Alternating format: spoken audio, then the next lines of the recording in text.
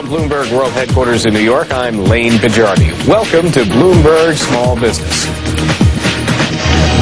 Leadership in today's global economy means dealing effectively across cultures. But this new landscape can pose challenges for many businesses out there. I discussed those challenges with Thomas Zweifel. He is CEO of Swiss Consulting Group and a professor of leadership and cross-cultural management at Columbia University.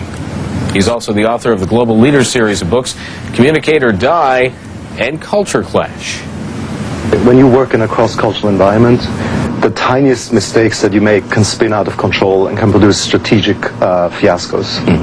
Give me a sense of that. Give me an example of a strategic fiasco that happened when companies across borders got involved with each other. Well, one funny story was that Microsoft launched Windows in China, and they got it translated into Chinese, but they used Taiwanese programmers. And the Taiwanese programmers peppered the software with references like, take back the mainland and kill the communist bastards. And the Chinese government was not very pleased, so they backed Linux instead, and that was a strategic failure, which cost them a $1.3 billion of dollars over the long term. Exactly. So how do you get away from something like that? How do you find partners that will work with you and not ultimately against you and sabotage what you're doing, or steal your business completely? Yeah. Well, one example is Carlos Ghosn of Nissan. I think he provides a great counterexample to the DaimlerChrysler fiasco that I think we'll discuss as well. He built relationships very carefully before he announced the changes that he needed to make.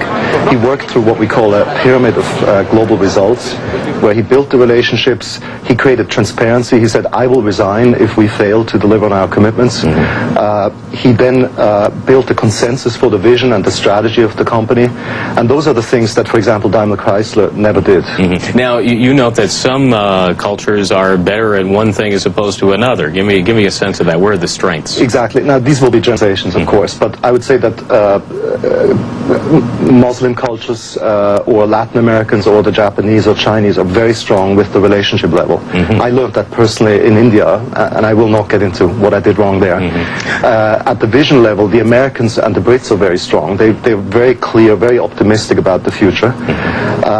The strategy level, the Germans and the Middle Europeans are very strong. The Swiss, I'm Swiss myself, we always need to think it through. We need to know exactly in writing what the strategy is before we commit. So what happened with DaimlerChrysler? Where was the, how did it go so wrong, at least from a relationship point of view? Because the Germans and the Americans, at first it was very positive, and then it just fell apart. Was it a truth issue? I guess it's being adjudicated right now in the courts. Yeah, as I tell the story in the book, I have tremendous respect for Jürgen Schrempp, of course, but he did some serious mistakes right at the relationship level. For example, he never met with the Chrysler board despite their request, and he chose to go to his ranch in South Africa instead. He did not institute a automotive committee until 2001. He pushed most Americans off the joint management board. There's now 16 Germans and 2 Americans. So right there at the relationship level, it went wrong. It went on the wrong rails. Let's talk a bit about Communicate or Die. If Jürgen Schrempp, the chairman of DaimlerChrysler, had communicated better with the Americans who are part of the Chrysler arm, would things have been different? Would we have a lawsuit involving these issues? Well, I'm biased, but I tend to think not. I think that if Jürgen Schrempp had listened very carefully and found out what is the vision of the Chrysler people, since they emphasize vision in the US, you have to really listen to them and understand their vision and then incorporate it into the joint vision of the joint company. Let's talk more about the Communicate or Die philosophy here. Give me a sense of it. What's the thumbnail?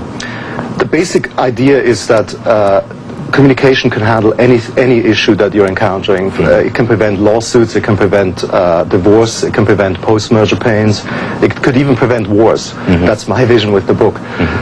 And what you need to do is you need to open your ears before you start talking. That's the basic idea. And especially in business, whether you're dealing with customers or suppliers or potential partners overseas? Exactly, or even internal communications. You know, if you imagine a 7-level hierarchy in a company, and each level reports 50% to the next higher level, the boss has 1.6% of the available information, and you can only pray that it's the right 1.6%. And we've seen so many bosses fall from lofty perches because they don't know what's going on within their company, especially with larger multinational corporations. Exactly, and if you listen to the market, and if you listen to your people who listen to the market, then you have better intelligence. And is that a rule that could go from the smallest business right on up to the largest in the world? Absolutely, but it's even more important with the larger businesses because they have more layers. Even in today's flatter organizations, you have a lot of layers of management, and you need to listen, and I think it will make you a better strategist. Are today's so-called flatter organizations really all that flat, or is that a myth? Well, it's partly a myth. I think hospitals are very, very flat now. So there's certain organizations that are very flat. Then there are others that have cut out some middle management, but they're still pretty hierarchical. Actually, Daimler is a great example for a very hierarchical company, whereas Chrysler is a little bit less hierarchical, much less formal, and less bureaucratic. Thomas Zweifel, CEO of Swiss Consulting Group.